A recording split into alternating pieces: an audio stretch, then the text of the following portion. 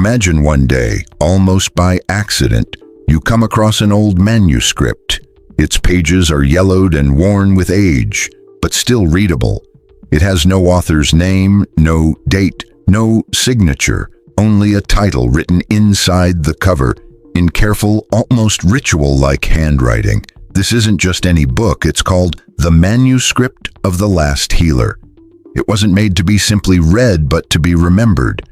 The words inside don't teach anything new. Instead, they awaken something deep inside you, something the modern world has tried to bury: your true power. Today, many people feel disconnected from their true selves. Our souls seem broken into pieces, tamed, and made smaller than they once were. We've been told healing is something others do for us, that knowledge is kept only by a select few, and that real inner power is just a fairy tale. But those who have discovered secret teachings know the truth is different. They know that inside every person is a sleeping healer, a soul alchemist, a warrior of light. This message isn't just a thought to consider. It's a key, a door, and an invitation to step beyond the ordinary and meet your true self. We're about to explore the mysteries hidden in this so-called lost manuscript. Mysteries that trace back to ancient myths, secret rituals, and silent traditions that kept this knowledge alive while the world remained asleep. We will learn what it really means to be a healer. It's not just about fixing others' bodies, it's about remembering who you truly are. We'll reveal teachings linked to the oldest spiritual traditions, from vibrational healing to the sacred patterns of the soul, from the mindful use of words to the powerful silence within. Most importantly, we'll share practical techniques and insights you can use every day to reconnect with your inner core, the source of real power. Not a power over others, but the power to create, change, and awaken. This is not a journey outside yourself. It's a return to a voice calling from within. If you're reading this, it's no accident. No one finds the manuscript of the last healer unless they're ready for it. Not all knowledge is meant for everyone. Throughout history, some teachings weren't shared in public or written on official documents. They were passed quietly in secret caves, hidden temples, and among chosen ones who understood that certain truths could only be given to those ready to receive them. Within these hidden streams of wisdom, there's the mysterious figure of the initiatory healer, and with him, the tradition of living manuscripts, texts meant not just to inform but to awaken the soul. The idea of a manuscript that's read not with the eyes but with the soul appears in many spiritual traditions. In ancient India, sacred texts like the Agamas and Tantras were kept secret for those who had already transformed themselves through discipline. In ancient Egypt, the Hermetic writings attributed to Hermes Trismegistus were seen as secret keys to unlock inner healing mysteries. Even in Christian mysticism, some hidden gospels teach about the inner light, the healing power of words, and the body as a sacred temple, ideas that were later pushed aside by strict religious rules. In these traditions, the healer is more than just a physical doctor. The healer is someone who has learned to restore balance between body, mind, soul, and spirit. They don't see themselves as just a helper, but as a reminder, a trigger to awaken the divine code that lives inside every person. So the manuscripts they carried weren't just books, they were tools to spark that remembrance. Why was this knowledge hidden? Because true power can't be controlled. Religious, political, and cultural systems fear the free individual, the person who has remembered their true self and tapped into their own well of wisdom and healing. That's why many of these teachings were silenced, twisted, or labeled heretical, but they never vanished. They just hid in symbols, in patterns, chants, dreams, and writings that open only when your consciousness is ready. The manuscript of the last healer might not even be a real book.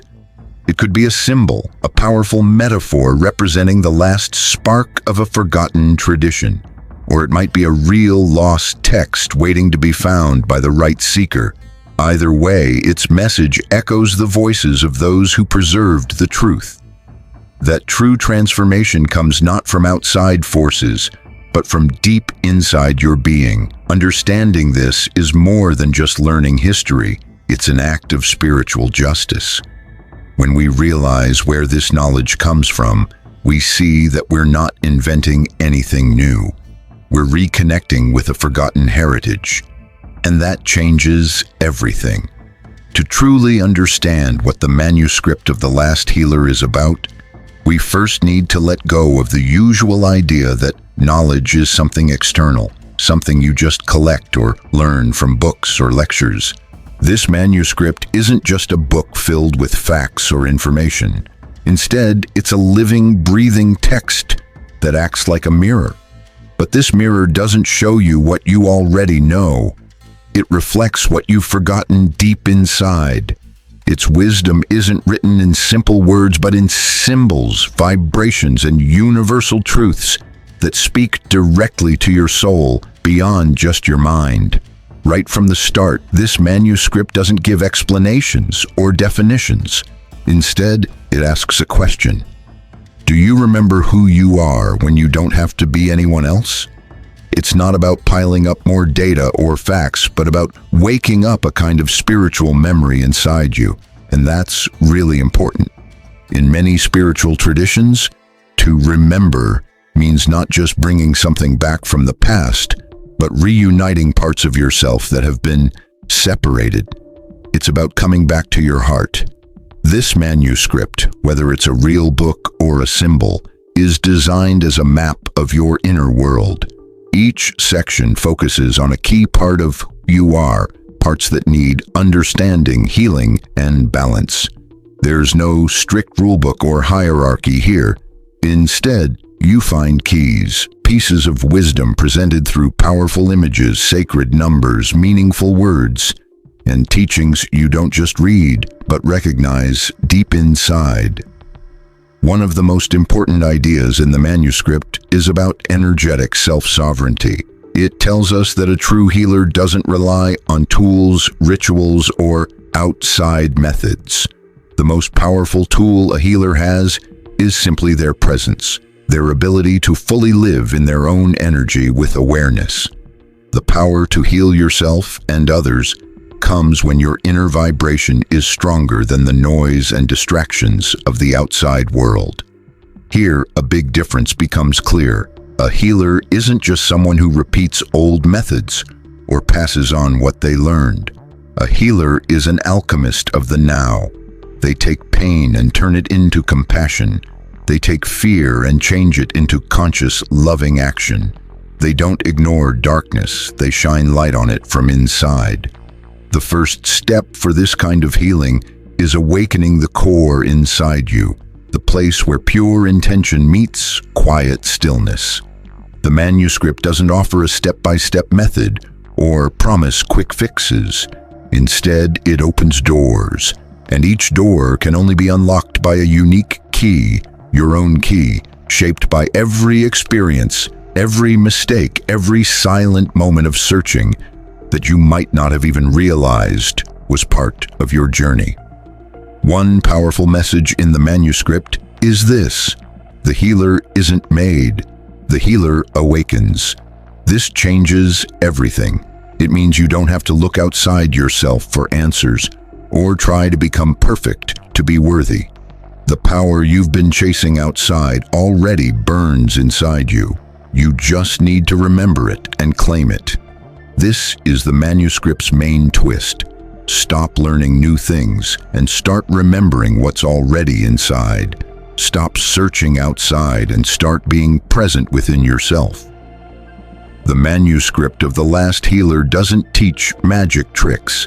It teaches you how to be the channel through which transformation happens. As you move deeper into its teachings, you realize that the real art of healing isn't about manipulating energies or substances outside of you. It's about mastering your own energy field. The manuscript shares an important teaching. Every person gives off an energy field, not just the physical electromagnetic field that science talks about, but a field of consciousness made up of your intentions, thoughts, feelings, and spiritual harmony. This energy field isn't still, it vibrates, and the quality of that vibration shows, whether you're a true healer or just someone repeating empty words and formulas. The power to heal doesn't come from knowing techniques. It comes from living in such a clear, strong, and centered energy that simply being near you helps clear distortions in others.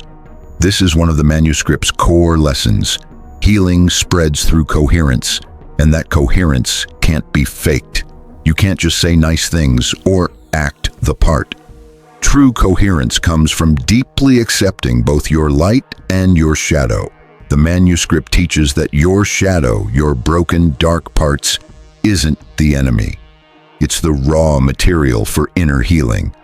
A true healer doesn't hide from their darkness or pretend everything is perfect. They accept it, transform it, and turn it into a source of compassion that shines brightly.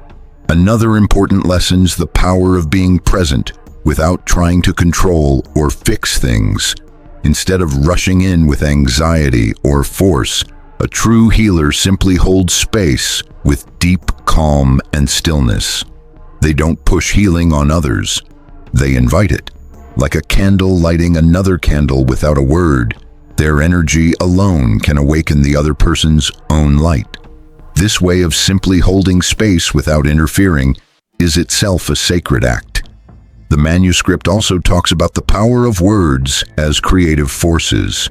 Every word carries a shape, every shape carries a vibration, and every vibration carries a destiny.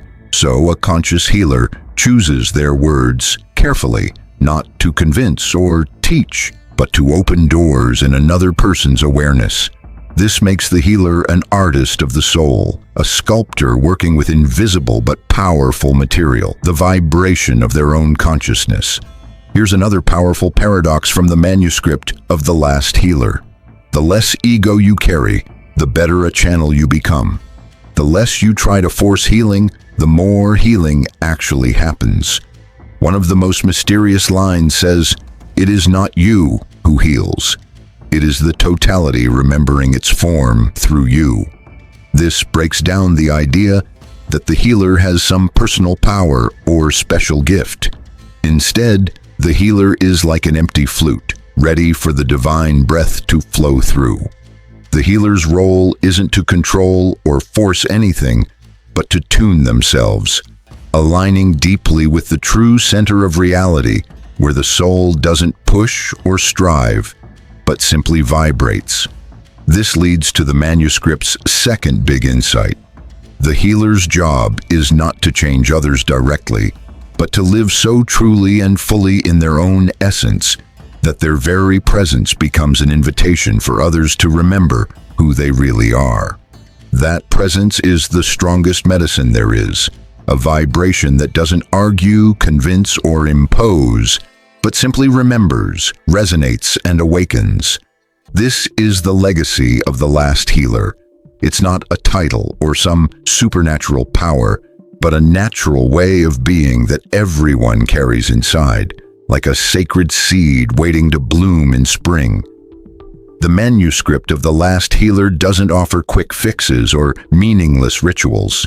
Its teachings, though deeply mystical, reveal a simple but radical truth. The most powerful transformation is often the simplest, not because it's easy, but because it demands complete honesty and courage to unlock the power that's always been inside you. You don't need to go out and find something new, you just need to learn to see clearly again, to truly inhabit yourself and to reclaim what you've forgotten. Here are some key practices inspired by the manuscript, adapted for everyday life. The goal isn't to do more, but to be more fully who you already are. First, start your day with silence. Before you reach for your phone, speak, or even move, spend a few minutes in quiet. Breathe deeply, place your hand on your chest, and feel. Don't think, just feel. Ask yourself, what part of me is still asleep? This simple act helps align your consciousness with your energetic heart. Silence is the natural home of the healer. Second, stay grounded in your presence throughout the day. Stop several times, even for just 30 seconds, to bring your attention fully to the present moment. Notice your body, feel your feet on the ground, listen to the sounds around you.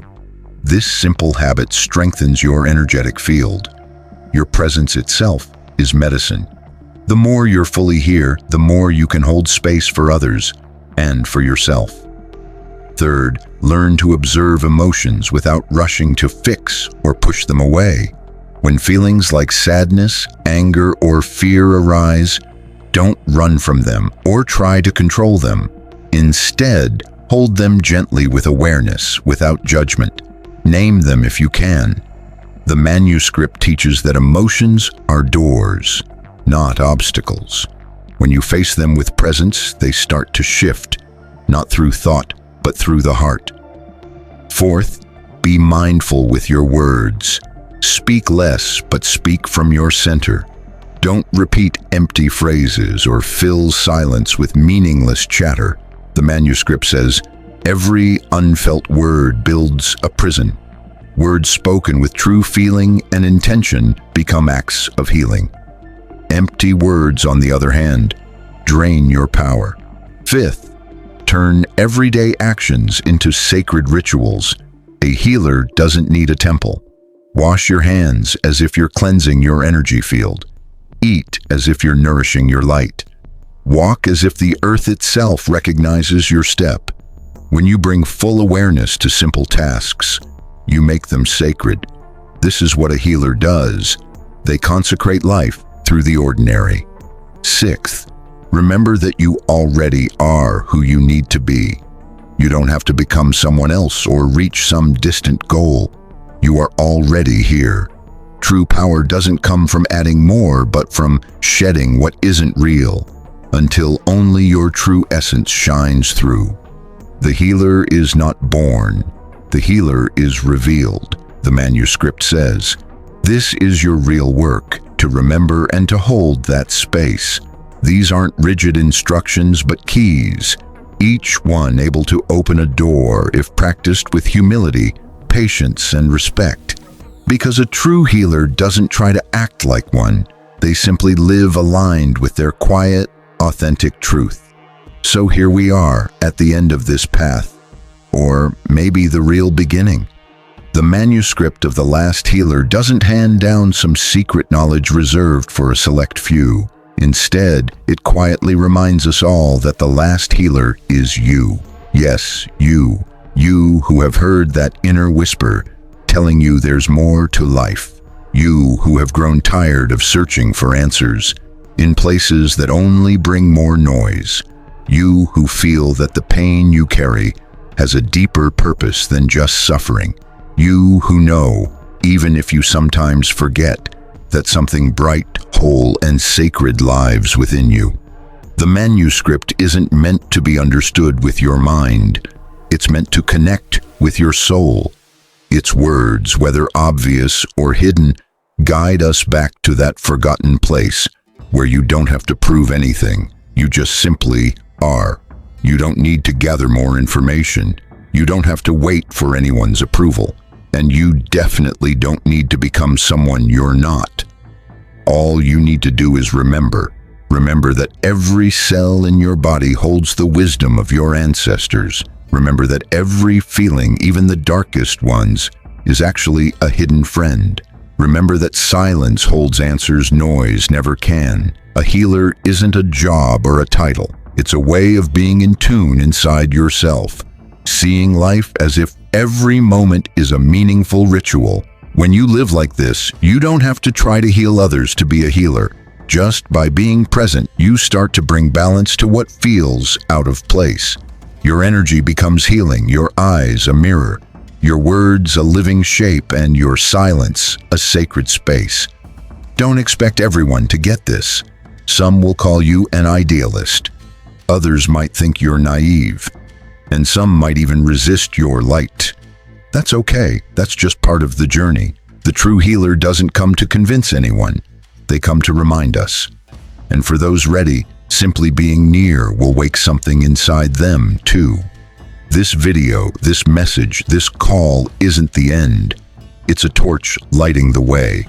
It's an invitation to stop chasing gurus, formulas, or labels and start living from the purest part of who you are. If this message speaks to you, if something inside you has stirred or a spark has been lit, subscribe to the channel and join us on this journey back to what really matters. Give it a like if you think this truth should be shared, and send this video to anyone you know who's forgotten their light. Sometimes one reminder is all it takes to start a big change. Because the real manuscript isn't in a book. It's written inside you. See you on the next journey. Until then, remember,